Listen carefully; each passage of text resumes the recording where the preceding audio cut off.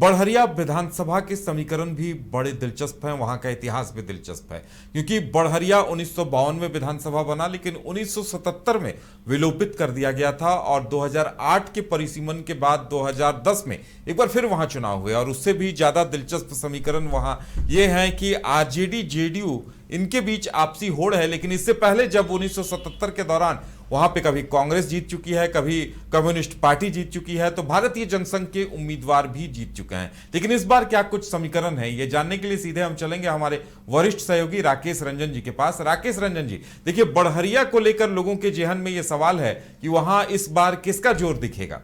देखिए, अगर आप बड़हरिया विधानसभा क्षेत्र की बात कीजिए तो जैसा आपने कहा कि इसको दो फेज में देखने की जरूरत है। एक जो 1952 से 1972 का फेज रहा और फिर जब 1977 में ये विलोपित हुआ और फिर जब 2010 में फिर से इसका पुनर्गठन किया गया और उसके बाद जो 3 चुनाव हुए हैं उसको आप जो है अलग फेज में, दूसरे फेज में देख सकते हैं। अगर आप बड़हरिया विधानसभा को देखें तो कुल 10 चुनाव अब तक हुए हैं, 7 पहले फेज में और 3 दूसरे फेज में। तो अगर आप देखिए कि यहां पर क्या कुछ रहा है, तो जो पहले फेज में 7 चुनाव हुए हैं उसमें कांग्रेस 3 बार इस सीट को जीतने में सफल रही है, 2 बार कम्युनिस्ट पार्टी ऑफ इंडिया इस सीट को जीता है और इसके अलावा पीएसपी और भारतीय जनसंघ भी एक बार ये सीट जीतने में कामयाब हुई है। ये 1952 से 1972 तक की कहानी है। 1977 में ये विधानसभा विलोपित किया गया और इसके बाद जब नए परिसीमन में 2010 में पहला चुनाव हुआ, तब से अब तक अगर आप देखिए तो यहां मुख्य मुकाबला जेडीयू और आरजेडी के बीच ही होता रहा है और अभी स्कोर लाइन है 2-1 जेडीयू के पक्ष में। जेडीयू 2 बार ये सीट जीतने में सफल रहा है तो आरजेडी को भी 1 बार सफलता मिली है और अभी आरजेडी ही यहां से सिटिंग एमएलए रखता है, उसी के पास है। बच्चा पांडे यहां से चुनाव जीते हैं 2020 में। अब अगर बड़हरिया विधानसभा की आप बात कीजिए तो यहां पर जो ठुमके वाले विधायक की बड़ी चर्चा होती है, हालांकि अभी वो विधायक नहीं है, लेकिन श्याम बहादुर सिंह उनकी चर्चा होती है और वो जो हैं कभी भी ठुमका लगा लेते हैं, डांस कर लेते हैं। लेकिन एक अच्छी बात उनके साथ यह है कि लोगों से उनका कनेक्ट अच्छा रहता है, लेकिन यह भी है कि वो विवादों में भी रहे हैं और अपने ठुमके की वजह से ही विवादों में रहे हैं। अब इस बार एक बड़ा सवाल जो उठ रहा है वो ये उठ रहा है कि क्या श्याम बहादुर सिंह को फिर से जेडीयू टिकट देगा। तो ये तो एक बात समझ में आती है क्योंकि वो पिछली बार हारे थे, इसलिए ये सवाल उठ रहे हैं। लेकिन सवाल यहां ये भी उठ रहा है कि क्या बच्चा पांडे जो कि सिटिंग एमएलए हैं वो अपना टिकट बचाकर रख पाएंगे, इस पर भी चर्चा चल रही है क्योंकि यहां दोनों तरफ से कई दावेदार जो हैं वो दावा कर रहे हैं। अगर आप देखिए तो जेडीयू से जो पहला दावा है वो नेचुरली श्याम बहादुर सिंह का ही है, वो भी पटेल हैं, श्याम बहादुर सिंह पटेल। और जो दूसरा दावा है वो इंद्रदेव पटेल यहां से कर रहे हैं जो कभी जेडीयू के जिला अध्यक्ष हुआ करते थे। और देखिए जो श्याम बहादुर सिंह के बेटे हैं संजय सिंह, उन्होंने कहा है कि उनके पिताजी चुनाव लड़ने के लिए तैयार हैं। और हाँ, ये एक बात है जो कि उनकी राह में रोड़े अटका सकता है, एक एज फैक्टर है, हेल्थ फैक्टर है, इन चीजों को सामने लोग रखते हैं। हालांकि श्याम बहादुर सिंह कहते हैं कि वो पूरी तरह से फिट हैं, एज की बात तो वो भी स्वीकार करते हैं। तो कहीं ऐसा तो नहीं कि इसमें श्याम बहादुर सिंह के बेटे संजय सिंह को यहां से टिकट दे दिया जाए, क्योंकि वो भी मुखिया हैं, तो राजनीति के क्षेत्र में वो भी हैं। या बीजेपी इस बार कहती है कि ये सीट आप मुझे दे दीजिए क्योंकि यहां पर जो मुस्लिम वोटर्स हैं ना उदय, उनकी संख्या बहुत अच्छी है, 1/4 है, 24.7%, मतलब कि 25% के आसपास जो है वो मुस्लिम वोटर्स बड़हरिया में हैं। तो ऐसे में अगर बीजेपी का कैंडिडेट होता है तो एक काउंटर पोलराइजेशन जैसी बात देखने को मिल सकती है। वैसे जहां तक आरजेडी की बात है तो नेचुरली बच्चा पांडे जो है वो चाहते हैं कि उनको टिकट मिले, वो सक्रिय भी हैं, प्रयास भी कर रहे हैं कि उनको टिकट मिले। लेकिन इस बीच जो सिवान की राजनीति में एक बड़ा चेंज आया है, वो बड़ा चेंज ये आया है कि मोहम्मद शहाबुद्दीन की फैमिली की आरजेडी में वापसी हुई है।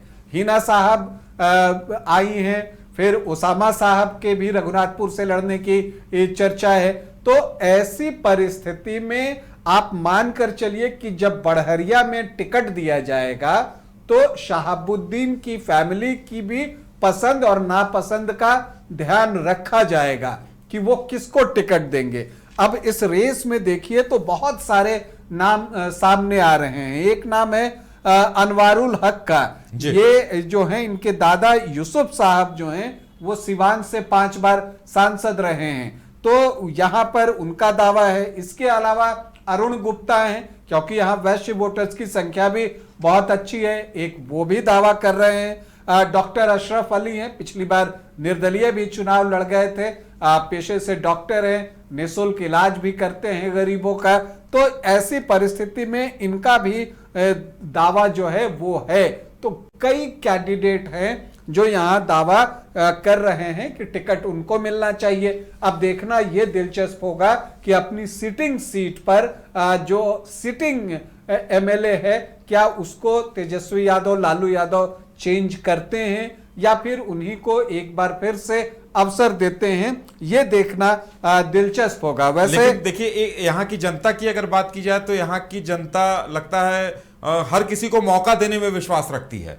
जी हाँ, हर किसी को मौका देने में विश्वास रखती है। और एक चीज ये भी देखने में आई कि यहाँ पर जो जातीय समीकरण होता है उसको जो बेहतर तरीके से साध पाता है जीत उसको मिलती है। क्योंकि अगर आप ऐसे देखिए तो 2010 में श्याम बहादुर सिंह तो जीते ही थे, अब लगभग 25,121 वोट से जो है वो जीते थे, तो बड़ी मार्जिन से उनकी जीत हुई थी।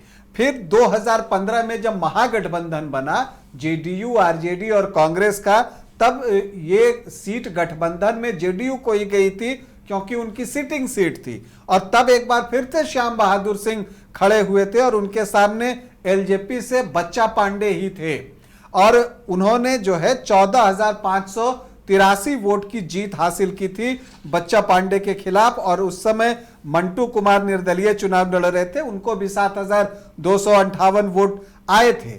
लेकिन जब 2020 का चुनाव हुआ तो बच्चा पांडे ने पार्टी बदली, वो आरजेडी में गए और 2015 की हार का हिसाब चुकता कर दिया। और वहां पर लेकिन एक क्लोज फाइट थी 2020 में जो चुनाव हुआ है। यहां पर अगर आप देखिएगा तो जो हार जीत का मार्जिन है वो 3,500 वोटों के आसपास का है, 3,559 वोट। बच्चा पांडे को 71,793 मतलब कि 41.6% वोट मिले थे और श्याम बहादुर सिंह को 68,234 मतलब 39.6% वोट मिले थे। मतलब हार जीत में सिर्फ 2% का फर्क था, मतलब 1% इधर उधर हो जाए तो परिणाम बदल सकता है। और इसकी वजह थी एलजेपी ने वीर बहादुर सिंह को खड़ा कर दिया और जो आरएलएसपी है उसने वंदना देवी कुशवाहा को खड़ा कर दिया। वीर बहादुर सिंह 5,065 वोट लेकर आ गए और वंदना देवी जो है वो 4,837 वोट लेकर आ गई। तो इन दोनों के वोट की वजह से ही श्याम बहादुर सिंह को हार का सामना करना पड़ा था। तो ये एक बड़ी वजह थी पिछले बार हार की। और जेडीयू इस बार चाहेगा कि वो जो कमी थी, चूंकि इस बार जो है चिराग पासवान गठबंधन में है, एनडीए फोल्डर में है, तो कैंडिडेट जो है जो भी होगा एनडीए का वो एक ही होगा। तो ऐसी परिस्थिति में उसका फायदा हो सकता है। अब देखिए आरजेडी ने पिछली बार क्या स्ट्रैटेजी चली, यहां पर एमवाई समीकरण बहुत अच्छा बनता है। जैसा मैंने आपको बताया कि मुस्लिम वोटर 24.7% और यादव जो हैं वो 12 से 14% हैं। तो ये आंकड़ा जो है आपको ऑलमोस्ट जो है 37 से 38-39% का हो जाता है। अब ऐसे में अगर वो कोई और जाति जिसकी संख्या यहां अच्छी है उससे कैंडिडेट दे देते हैं तो एमवाई तो उनके साथ इंटैक्ट रहता ही है, उस जाति के वोट भी उनको आ जाते हैं। और यही पिछली बार हुआ, जो 37-38% वोट एमवाई का था वो तो था ही, बच्चा पांडे की वजह से ब्राह्मण वोटों का ट्रांसफर उनकी तरफ जो हुआ उसकी वजह से वो जीत मिली। अब देखना इस बार है कि क्या वो इस चीज को रिपीट करते हैं या कोई वैश्य कैंडिडेट उतारते हैं, या फिर हिना साहब और ओसामा साहब किसी और कैंडिडेट को चाहते हैं। इस बार क्या मुस्लिम कैंडिडेट बड़हरिया से चुनावी मैदान में उतर सकता है, ये एक बड़ा सवाल जो है कि वहां लगभग 24% मुस्लिम आबादी ये आंकड़ों में निकल कर आ रही है। जी हाँ, 24.7%, मतलब 1/4 वोटर जो हैं वो मुस्लिम हैं। हर चौथे में एक वोटर आपको मुस्लिम निकलेंगे। तो ऐसी परिस्थिति में जो है ये टेम्पटेशन हो सकता है कि बड़हरिया से किसी मुस्लिम कैंडिडेट को टिकट दिया जाए, लेकिन उसमें एक डर हमेशा रहेगा कि उसमें काउंटर पोलराइजेशन होने की संभावना बनी रहती है। और बीजेपी तब वैसी परिस्थिति में अगर अपना कैंडिडेट दे दे तो यहां पर जो है वो काउंटर पोलराइजेशन हो सकता है। हालांकि यहां पर अगर आप देखिए तो मुस्लिम विधायक पहले बनते रहे थे। जो पहला फेज था 1952 से 1972 का, तो 1972 में ही मैं देख रहा हूं अब्दुल जलील सीपीआई से थे। अब्दुल जलील 1967 में भी चुनाव जीते थे। कमरुल हक 1957 में जीते थे। 1952 में सगीरुल हक जीते थे। तो यहां से मुस्लिम विधायक जो है वो बनते रहे हैं पास्ट में। तो ऐसी परिस्थिति में एक टेम्पटेशन है। लेकिन अगर यहाँ के जातीय समीकरण को आप देखें तो उससे लगता है कि अगर एमवाई समीकरण आपका इंटैक्ट रहे और किसी और जाति को आप जोड़ लेते हैं तो आरजेडी का पलड़ा जो है वो भारी हो जाता है। लेकिन अगर आप ऐसा नहीं कर पाते, वोटों का बंटवारा उस तरह से नहीं होता और काउंटर पोलराइजेशन होता है, तब वैसी परिस्थिति में एनडीए का दावा मजबूत हो जाएगा।